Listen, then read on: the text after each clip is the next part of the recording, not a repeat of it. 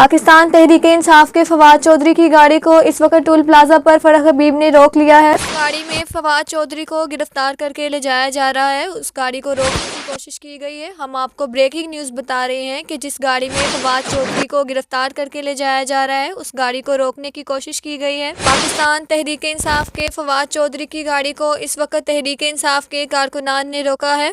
फरह हबीब ने इस वक्त बताया जा रहा है कि रोका है उस गाड़ी को जिसमें फवाद चौधरी को इस्लामाबाद लेके जाया जा रहा है। हम आपको ब्रेकिंग न्यूज़ बता रहे हैं कि फवाद चौधरी जिसमें सवार है उस गाड़ी को रोका जा रहा है और फवाद चौधरी को अदालत में पेश करने का कहा जा रहा है। काफ़ी धक्कम पेल हुई है। आपको लाइव मुनासिर दिखाते हैं अपने नुमाइंदे ब्यूरो चीफ लाहौर की खुसूसी कवरेज में। आपने देखा है कि जिस गाड़ी में फवाद चौधरी को गिरफ्तार करके ले जाया जा रहा था, तहरीक-ए-इंसाफ के कारकुनान ने किस तरह से उस गाड़ी को रोकने की कोशिश की गई है। इसके अलावा हम आपको ये भी बता दें कि फवाद चौधरी के